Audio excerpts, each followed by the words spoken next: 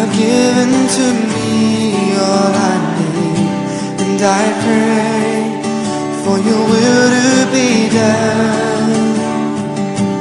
And I ask for your Spirit to work in my life, that I can be a blessing to you.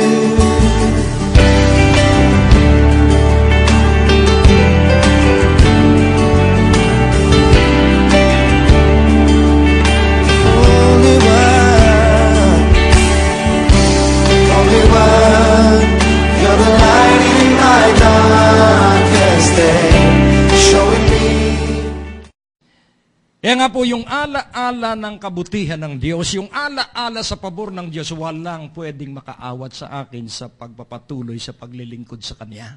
I have memories to remember.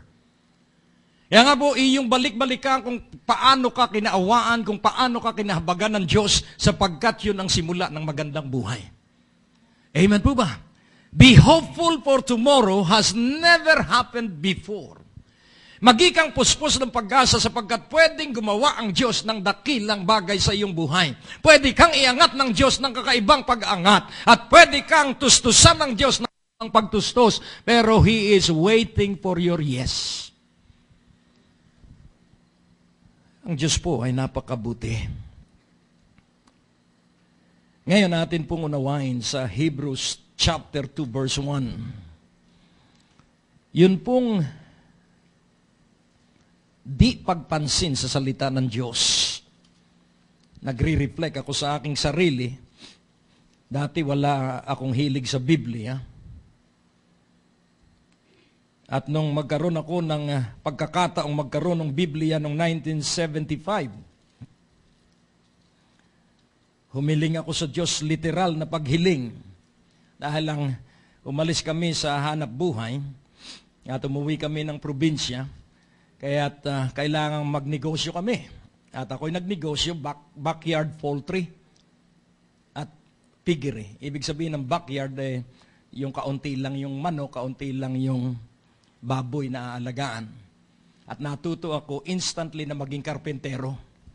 So ako nagbuo ng kulungan o bahay ng manok.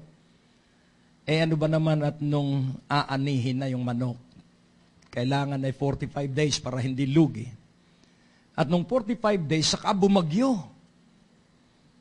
At nawasak na ang bubong. Ang manok mahina sa lamig. Kaya linalagyan mo ng ilaw yan. And then, ang tubig ay linalagyan mo ng betrasin para malakas sa ginaw yung manok. Sa Quezon po ay malamig doon, lalo na pag November. At ako'y dumalangin sa Diyos.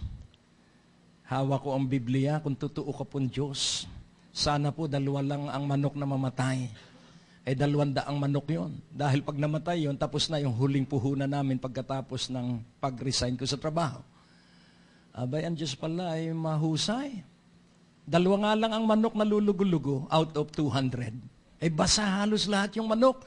Kung hiniling ko pala, Panginoon, lahat po'y buhay ang manok. Dahil hindi ko alam na ganun pala ang Diyos, na personal pala ang Diyos, na pag humingi ka pala, ibibigay. Amen? Kaya humingi ka na ngayon at habang ang kanyang awa ay patuloy pang umaagos, humingi ka na ng malakihan sa Diyos. Amen? Oh, hallelujah! Purihin ang Panginoon. So, yun pong mga alang yun ang lalong nagpapalakas at nagpapatibay sa akin. At yun din ang magpapatibay at magpapalakas sa iyo. Ba'y naniniwala na tayo papunta sa buong daigdig? Mangyari doon sa ilang amen. Ang kahirapang itong nangyayari, pansamantala. Watch out! Ito pong 2008 ang simula ng pag-angat ng bansa. Ilan ang naniniwala? Hindi bale, papalakpakan na lang pag kami naroon na. Sa Hebrews 2, verse 1, therefore, we ought to give the more earnest heed to the things which we have heard, lest at any time we should let them sleep or drift. So neglect of the word will bring a person to drifting.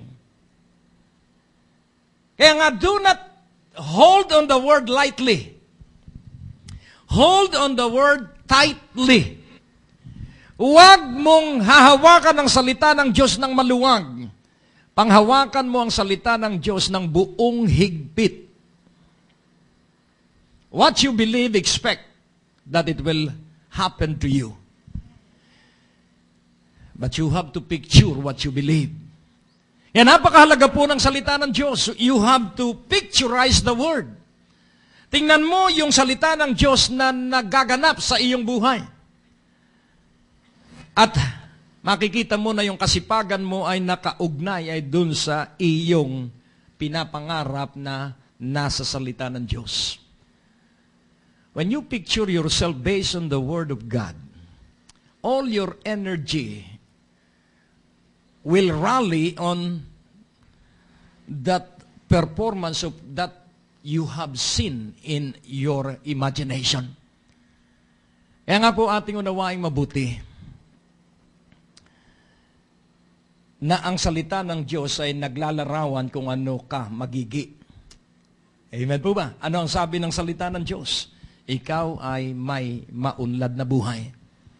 Kaya sa gitna ng kahirapan, panghawakan mo yon, that you have a prosperous life. Kailan nagsisimula ang prosperous life?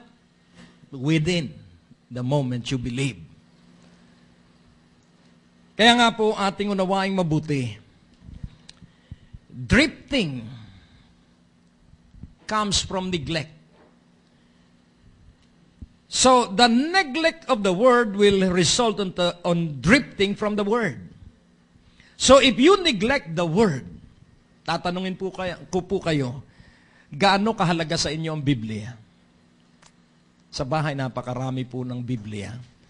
Sa akin lang, ang Biblia ko ay mahigit na 10 because I compare notes. At ang latest edition ko sa aking Biblia ay yung padala ng pamangkin ko from Tennessee at nandun ang napakarami, 40 translations kinumpile sa isang libro. Because my life is dependent on the Word. Amen po ba? Ang buhay ko ay nakasalalay ay sa salita ng Diyos. Sapagkat si Jesus at ang salita ay iisa. Kaya nga magpakaalab ka sa salita ng Diyos nandito.